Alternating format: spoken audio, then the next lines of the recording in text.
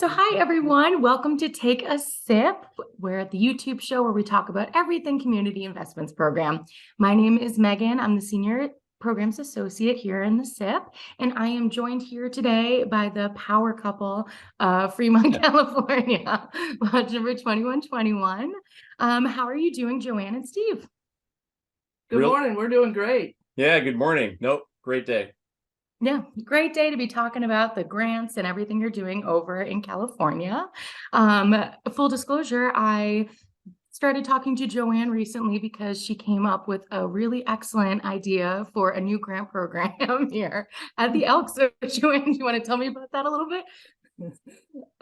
Let's see. After dealing with the Focus grant and the Beacon grant, getting everything delivered, I ended up with 4 broken nails and my back was done. So my suggestion is that we do some kind of a Joanne K grant in which we get a gift certificate or something for a massage and a manicure, because there's a lot. It's a labor of love, but it's also a physical labor too. So the only caveat, I'm gonna have to throw it out there, our district deputy, Grand Exalted Ruler's wife, Jerry Williams, has also said it must include the DD's spouse. Yeah. That sounds more than fair to me. All right, excellent. Well, speaking about, you've already kind of mentioned your Beacon grant and your Focus grant. Congratulations on all of the grants that you've received so far this year. I know you just recently finished with your Beacon grant, your gratitude grant project, correct? Would you mind walking us through what the project is and how it went? We're not quite finished with it. We still got a little bit to do on it, but last night we finished the backpack portion of it. As of last night, we've delivered 405 backpacks to 3 elementary schools, continuation high school, a high school, as well as we dropped off some at the district office for them to use for some of the kids that we missed in the process. Incoming students to the district, stuff like that. Yeah. So that's smart to think about them. They often go overlooked in the middle of the school year. I'm a teacher at one of the high schools, and I literally got a new student this week. So yeah, it happens. It happens. And it's been fun. Kind of a little backstory, if you want, on how it started. Was a number of years ago, we had a Beacon grant, and we delivered books to the school for Common Core. We would have, and part of it was we'd go in and we would read to the students. It was fun, but we just really didn't get the engagement. Yeah. And then during COVID, and then our son was actually the dictionary coordinator for the schools, and the one school district said they really didn't want dictionaries anymore, but they needed books. So when COVID hit, we used the grant and we bought books, and again we delivered in the schools, and just had no bang for the buck. We didn't have the interaction. So last year, which gears, we went to the backpacks, and of course that engages all the members. So we had, what do we have this year? 30 people help us assemble them. About that, yeah. About 30 different members showed up and helped assemble stuff in. But the fun part is, as you go to these schools, is to see the kids, the look on their faces when they get them, the appreciation. When I was bringing them in, parents are coming in and asking to help us unload, help us set up. The smiles on the kids' faces, and when they would pick them out, they had to figure out the perfect one. And and then of course, having children who played sports growing up, the last thing we used to see was the parents going out on the baseball field and picking up all the gear for the kids. And we said, no, the coaches always said, don't do that. So as the kids were doing, they started handing backpacks to parents, and we started telling them, oh no, you got to try it on and see if it fits. And then of course somebody, and I won't mention Steve's name, came up with the idea that the first time we were delivering them was, as the kids were picking them up, you tell them, pick carefully because you might find the one with all the answers in there. So it was fun to engage with the families, engage with the children, and I think that's really just, and it also builds alliances with the programs, because the one school, they have a new director. She's involved in some kind of grant on the school district side. So they want to get more involved in what the Elks programs are about. Yes. The principal at the school last night, she was like, whatever you've got, whatever we can help you with, please reach out to us.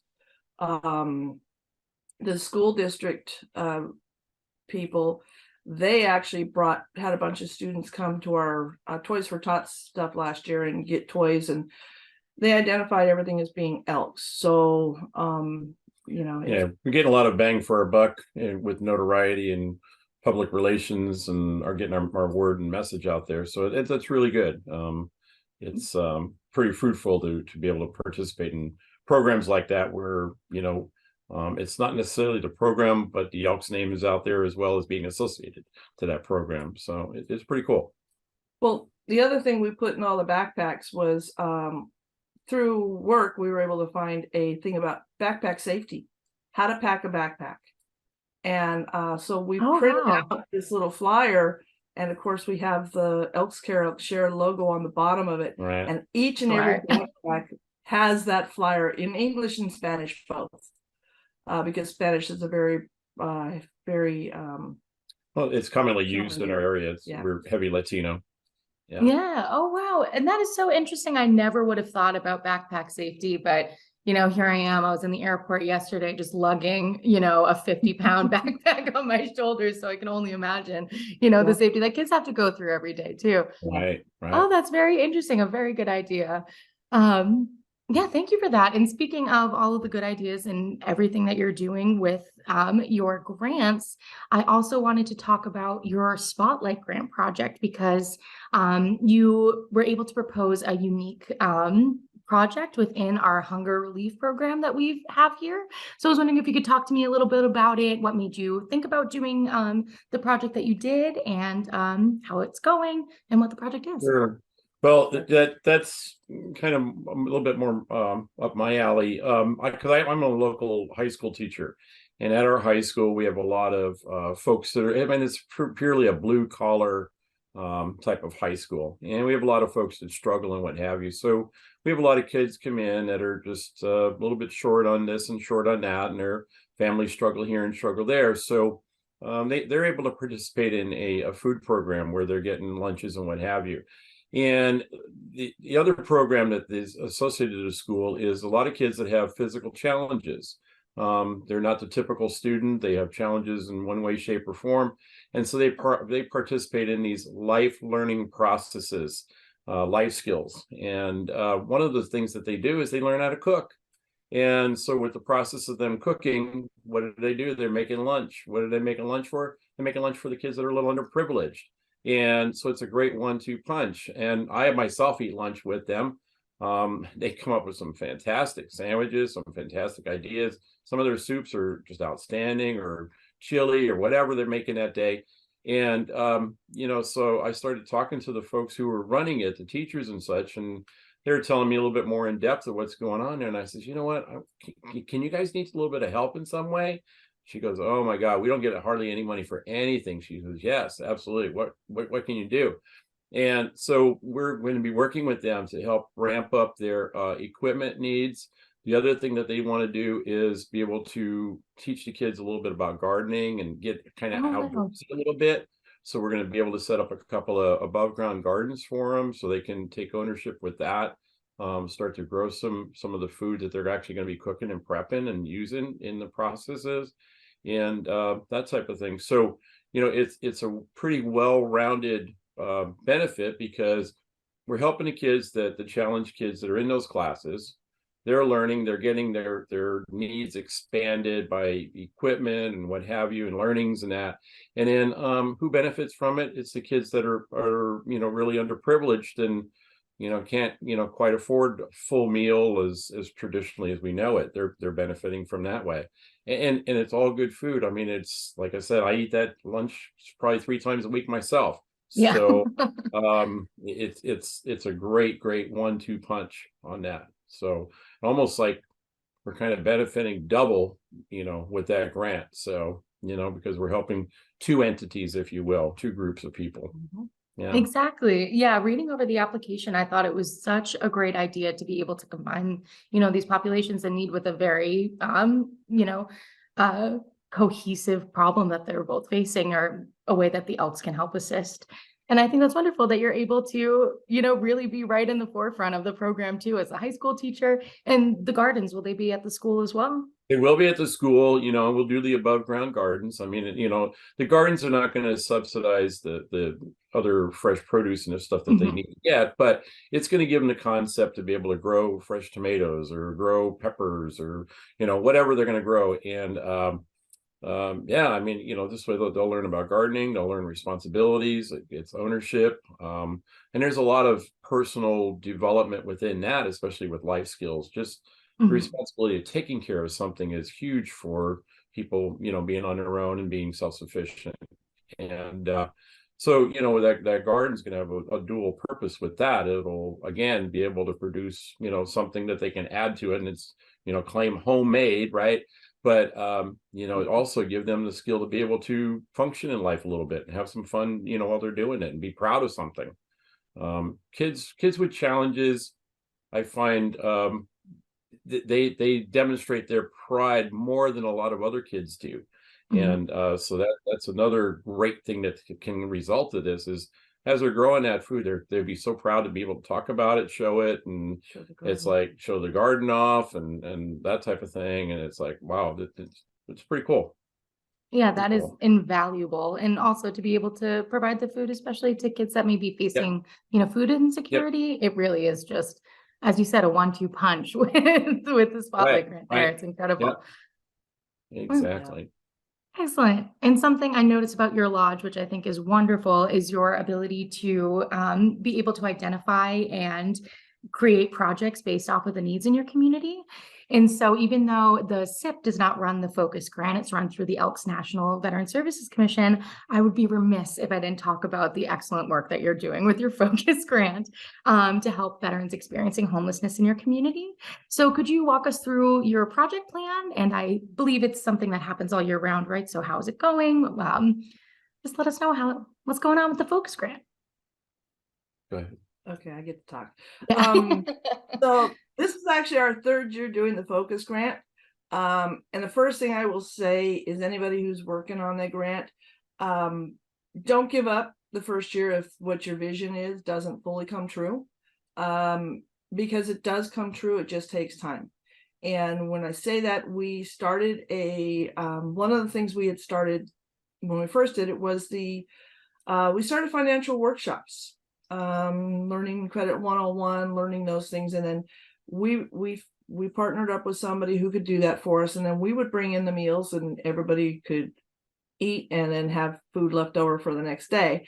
And that comes into fruition because not long ago we were talking to one of the people we've been helping, and he meets with them weekly to help get his financial plan going and to get himself straightened out and get better in the world. But this year specifically, we targeted more on the mental health side of things and building the community and building the trust within the community.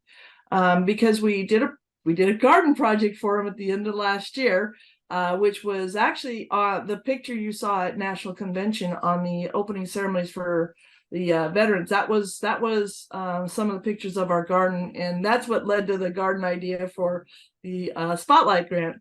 All connected. So we ended up doing that, and that day that group came together and everybody was there, and we had some Elks were questioning what environment are we going to, because when we hear homeless, we have a preconceived notion of what homeless is, and and it is what it is. That's who we are, especially here in these areas where we're hard hit with homeless. But we all got there that day and everybody worked together. And when you walked out there, nobody knew who was the homeless, who was the Elks. We all just worked together that day. Steve and one of the other members were teaching the kids how to build the boxes. I mean, a fantastic day. So we took that idea and we worked with Nadiz and Nadiz, yeah. Nadiz, sorry about that. No. I was sure. But anyhow, we worked with her and we came up with the idea on the this year focus on the mental health. So far to date, we bought barbecue, a beautiful grill. Flat top and a smoker. Yeah, and then so for National Night Out, we went over there, and a group of our members came, and we cooked the initial meal on the equipment, and we had ribs and we had chicken and it was really amazing. We've been dealing with the groups long enough now that we're comfortable with them. So when we could tease them, we can laugh with them and joke with them. Some of the newer people didn't know what to expect, and so they were kind of amazed, because what you see is the very first time we do this and we bring food, who's new to the group, because they're piling up their food and they're trying to hide it and stow it away so they can have it later, not realizing that there's going to be plenty when we're done. Yeah. And then take more and go. I mean, we had one guy one time take a 12-pack box from soda and stuffing food in it and trying to hide it as he snuck out. And so like I said, we're around it a lot, so we're used to it. We just kind of laugh because, oh, okay, they're new to the group. But everybody that night from the Elks side thanked us for including them to be part of it, because it opened the door for them to understand and to realize what we're dealing with. And I mean, there was music, there was dancing, you name it. I mean, everybody was having a good time. But at the same time, we had 2 veterans came to us with some issues. One had just had their child diagnosed with autism that day. So she was really down and was talking about, her past maybe being the problem and stuff. And so we have a resource that we were able to refer her to help get through that part of it all. Another one's having a bunch of problems with her. I always screw up the paperwork, so I'm not even going to try it. But whatever the forms are, the government on your discharge, they had it all incorrect. And she's been really fighting it. So we have somebody in our lodge that is now working with her to make that happen. So, just in engaging, we learn these things and we can refer them to it. So what we did the next time was about 2.5 weeks later, we did a tailgate party at the A's game. And we were able to, through the grant, we were able to purchase 42 tickets, pay for their BART pass, which is our transit system here, as well as they had a $10 voucher inside the stadium to get something to drink. And then, like I said, we had a tailgate party beforehand. And just a great day. I think there was 50 of us total went that day. The one gentleman suggested we do the tailgate, which is why we decided to do it. And he said, oh, there'll probably be about 10 or 20. I said, oh, no. Oh, no. He said, about 10 or 15. I said, oh, no, you don't understand. Because the night of the barbecue, that's all we heard about. They couldn't wait for the A's game. Yeah. Yeah. So, poor Steve's been, I think, tired of grilling. But we were trying to figure out where they were at. And the one lady was with them. She called me back and she says, we're on the ramp down. And look, all of a sudden you see 30 people coming down the BART ramp, heading towards us, like, we better get the burgers going quick. But I mean, it was a great day, except it was too hot. But a great day engaging with them all, and what have you. And they're really looking forward to things. We are now working with somebody, and we're going to set up a meeting in October over with them all, and that's going to focus on the drugs. And because we've been asked to try and help them figure out how to get a Narcotic Anonymous program started. Oh, wow. And we don't know how, but we've got people that are working with us now to try and get somebody in over there on that. They have another facility now where we're going to build more gardens. We love building gardens these days, but it gives them, I mean, when we did it the last time, they wanted green tomatoes and they wanted everything in the world, and we were forever running to the store. I think that the garden is so successful just because it builds such self-confidence. It builds a sense of belonging. It builds a sense of ownership. It builds a sense of worth. These folks are in these facilities not by choice per se, but by just bad luck. And they come out, they talk to you, they got the same kind of problems you got.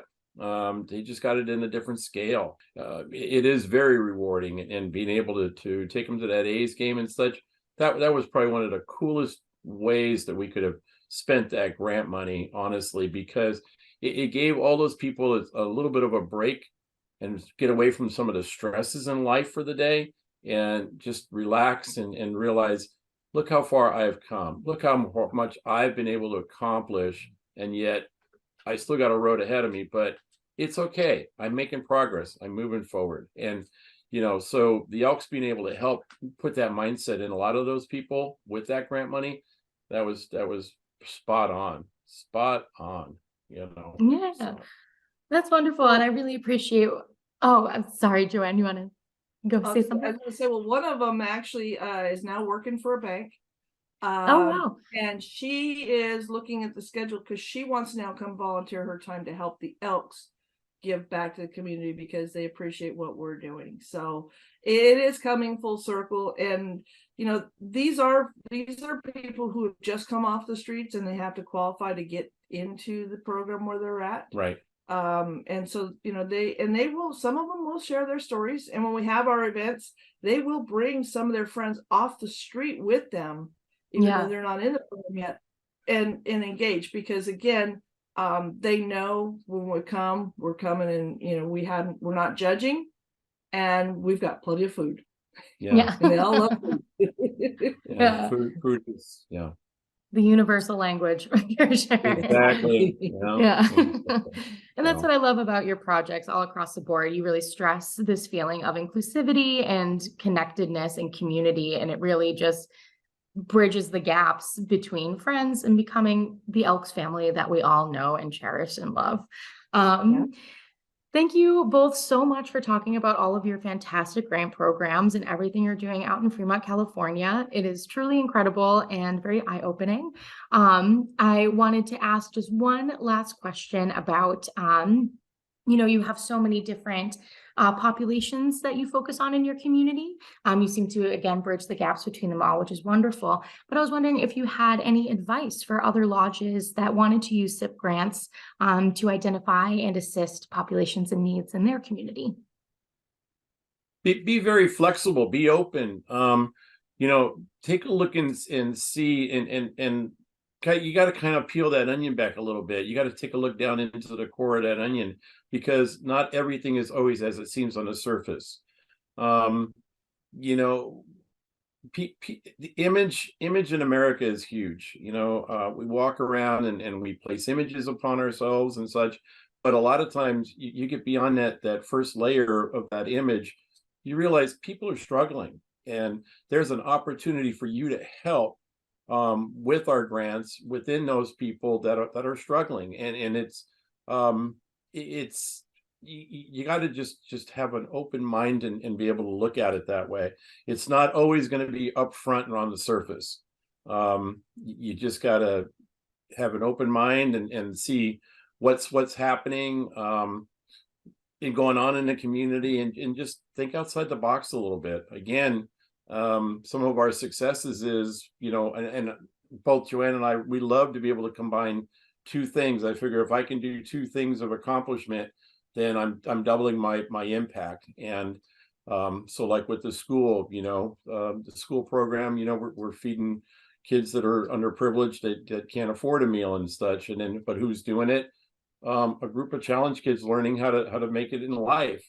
And it's like, wow, what a good 1-2 punch that is. So just because it's not clear cut doesn't mean it cannot happen either. So ask. Your office has always been very receptive to opening ideas and also coming up with ways to be able to make that idea work. So don't be closed-minded and, well, no, it won't work, because figure out it's got to work because of, so that's I think that's kind of the best thing, is just dream to dream and let's go figure out how to make the dream work. There's always some way to be able to do it.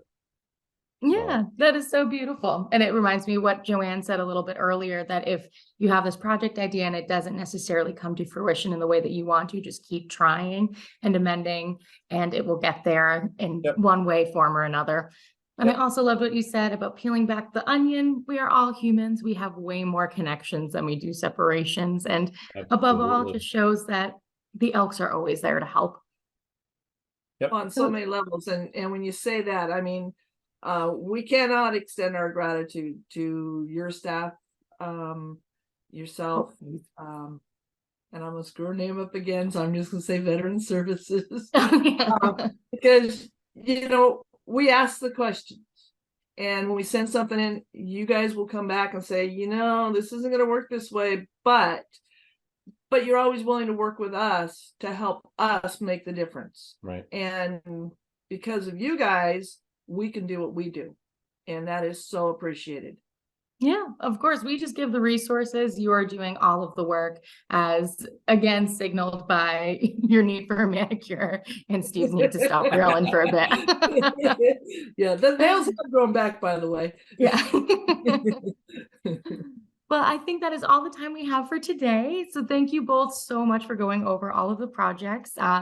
If you lovely viewers have any questions about CIP grants or any questions about the Freedom, the Focus, or any of the programs over at the Elks National Veteran Services Commission, you can reach out to Nadej or any of the wonderful workers we have here in our Elks National Foundation. So thank you again. My name has been Meaghan, and thank you both to Joanne and Steve K from Fremont, California, lodge number 2121. This has been Take a Sip, and we will see you soon. Thank you. Bye-bye. Bye.